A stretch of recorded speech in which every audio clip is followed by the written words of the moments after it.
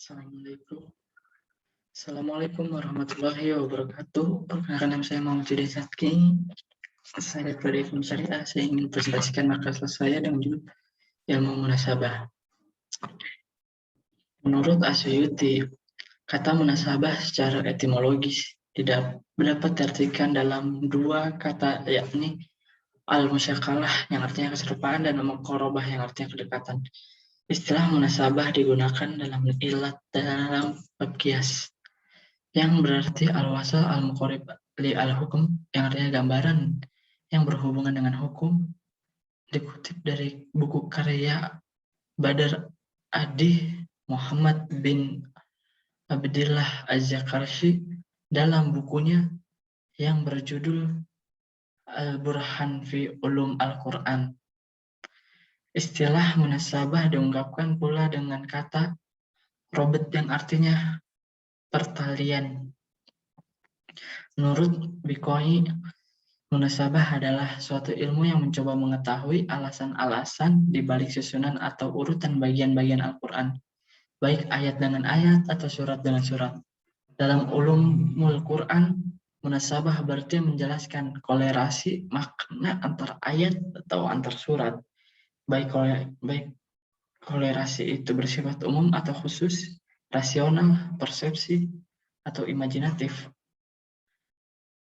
Tahu kolerasi berupa sebab akibat, ilat dan maklul, perbandingan dan perlawanan dikutip dari buku Mutiara Ilmu-ilmu Al-Quran dari karya Muhammad bin Alwi Al-Maliki Al-Husni.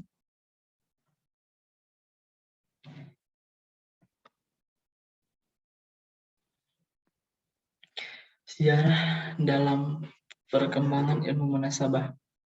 Kitab suci Al-Quran diturunkan selama 22 tahun lebih beberapa bulan. Kitab ini berisi berbagai macam petunjuk yang disyariatkan karena beberapa sebab dan hikmah yang bermacam-macam.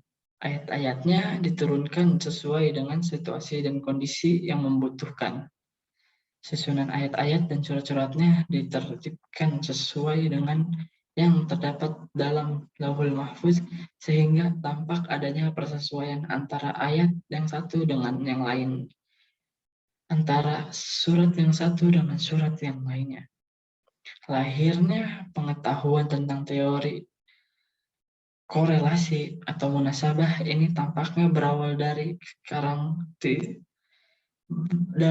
kenyataan bahwa sistematika Al-Quran sebagaimana terdapat dalam Mushaf Utsmani sekarang tidak berdasarkan atas fakta kronologis. Seluruhnya sehubungan dengan ini, ulama salaf berbeda pendapat tentang urutan surat di dalam Al-Quran. Segolongan dari mereka berpendapat bahwa hal itu berdasarkan pada tauqif dari Nabi Shallallahu Alaihi Wasallam.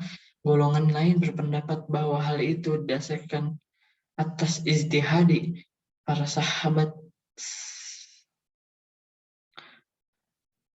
setelah bersepakat dan memastikan bahwa susunan ayat-ayat adalah tauqifi. Golongan ketiga pendapat serupa dengan golongan pertama, kecuali surat Al-Anfal ayat 8 dan Al-Baroah ayat 9 yang dipandang bersifat ijtihadi. Di dalam kitab suci umat Islam Al-Quran sekurang-kurangnya ada 7 munasabah, yakni 1 munasabah antar surat dengan surat sebelumnya. Asyuyuti menyimpulkan bahwa munasabah antar surat dengan surat sebelumnya berfungsi menerangkan atau menyempurnakan ungkapan pada surat sebelumnya. Salah satu contohnya yakni pada surat Al-Fatihah ayat 1 di mana terdapat ungkapan Alhamdulillah. Di surat lain juga ada ungkapan Alhamdulillah tersebut untuk berkolerasi dengan ayat sebelumnya. Munasabah antar nama surat dan tujuan diturunnya. Setiap surat memiliki tema pembicaraan yang menonjol, hingga tercermin dalam nama-nama surat berikut ini: surat Al-Baqarah, surat An-Naml, surat Yusuf, surat Al-Jin. Munasabah antar bagian surat. arahnya. Munasabah macam ini sering bentuk pola munasabah at-tahdadat perlawanan. Hal tersebut dapat dilihat dalam Al-Hadid ayat 4 pada surat Al-Hadid ayat 4 antara kata yaliju yang artinya masuk dan yakhruju yang artinya keluar serta kata yanzil yang artinya turun dengan ya'ruju yang artinya keluar. Terdapat korelasi perlawanan. Contoh lainnya adalah kata al-ajab dan ar-rahmah dan janji baik sekali ancaman. Munasabah seperti ini dapat dijumpai dalam surat Al-Baqarah, An-Nisa, dan surat Al-Maidah. 4. Munasabah antar ayat yang letaknya berdampingan. Munasabah jenis ini yang terlihat jelas, namun ada juga yang tidak. Munasabah antar ayat yang terlihat jelas umumnya menggunakan pola takkid atau penguat, tafsir atau penjelas, i'tirad atau bantahan, dan tasydid atau penegasan. Yang menggunakan pola takkid apabila ayat di sampingnya diterapkan yang diperkuat maknanya oleh salah satu ayat maupun bagian ayat, dengan kata lain suatu ayat maka mengisi kandungan ayat lainnya.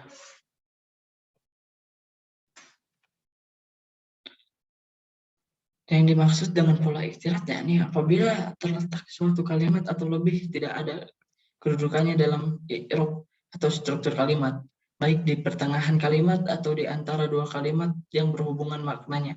Kata subhanallah pada surat An-Nahl ayat 57 merupakan bentuk i'tirad dari dua ayat yang mengantarinya. Kata itu merupakan bantahan bagi kaum orang-orang kafir yang menetapkan anak perempuan bagi Allah. Munasabah antar ayat yang selanjutnya yakni dengan pola tasydid, di mana suatu ayat berfungsi mempertegas suatu ayat yang ada di sampingnya. Salah satu contohnya ada di surat Al-Fatihah ayat 6 dan 7. Pada kata asyiratul mustaqim dipertegas oleh ayat selanjutnya yang berbunyi syiratul ladzina. Kedua ungkapan tersebut saling memperkuat ditandai huruf athaf atau langsung maupun tanpa huruf athaf atau tidak langsung. Sedangkan munasabah antar ayat yang tidak jelas bisa diketahui melalui qoro'in maknawiyah, hubungan makna yang dapat dilihat pada keempat munasabah. Pola pertama yakni at-tahzir, perbandingan yakni antara ayat yang berdampingan tersebut terlihat perbandingannya. Pada ayat yang kelima disebutkan meski para sahabat Rasulullah tidak menyukainya, namun Allah menyuruh Rasul yang tetap melaksanakannya. Sedangkan pada ayat yang keempat, Allah memerintahkan untuk pergi keluar rumah untuk berperang. Dalam kedua ayat ini terdapat perbandingan antar ketidaksukaan para sahabat terhadap ketidaksukaan mereka itu untuk berperang serta pembagian ghanimah yang oleh Rasul. Munasabah antar ayat terakhir yang berhubungan tidak jelas yakni munasabah takalus. Munasabah pola ini dapat dilihat pada perpindahan dari awal pembicaraan pada maksud tertentu secara halus. Misalnya, dalam surat Al-A'raf, mula-mula Allah berbicara tentang para nabi dan umat terdahulu, kemudian tentang Nabi Musa dan para pengikutnya, yang selanjutnya berkisah tentang Nabi Muhammad dan umatnya. Kelima, munasabah antar suatu kelompok ayat dan kelompok ayat di sampingnya. Dalam surat Al-Baqarah ayat 1 sampai ayat 20, misalnya Allah memperjelasnya tentang kebenaran dan fungsi Al-Quran bagi orang-orang yang bertakwa.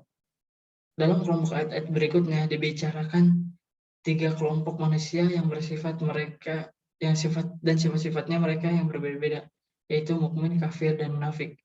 Munasabah antar fasilah atau pemisah dan isi surat. Munasabah ini mengandung beberapa tujuan tertentu seperti menggunakan makna yang terkandung dalam satu surat.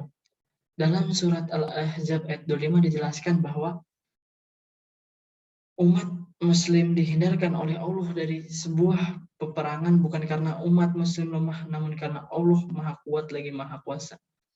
Yang ketujuh, munasabah antar awal surat dengan akhir surat yang sama. Salah satu contohnya terdapat pada surat Al-Qasas di mana dijelaskan tentang Nabi Musa yang menghadapi tekanan dari Raja Fir'aun yang akhirnya ia berhasil keluar dari Mesir. Sedangkan pada akhir surat diterangkan bagaimana perjuangan Nabi Muhammad mengalami tekanan juga saat melakukan dakwah. Kesamaan kondisi kedua nabi inilah yang menjadi munasabah dalam surat ini. Kedelapan, munasabah antar penutup surat dengan awal surat berikutnya. Sekalipun tidak mudah untuk menemukannya, setiap awal surat akan ada munasabah dengan akhir surat yang sebelumnya. Kesimpulannya, ilmu munasabah berarti menjelaskan kolerasi makna antara ayat atau antar surat, baik kolerasi itu bersifat umum atau khusus, rasional, persepsi, atau imajinatif, atau kolerasi berupa sebab akibat, ilat, dan maklul. Perbandingan dan perlawanan dikutip dari buku Mutiara Ilmu-Ilmu Al-Quran karya Muhammad bin Al-Lawi Al-Maliki Al-Husni.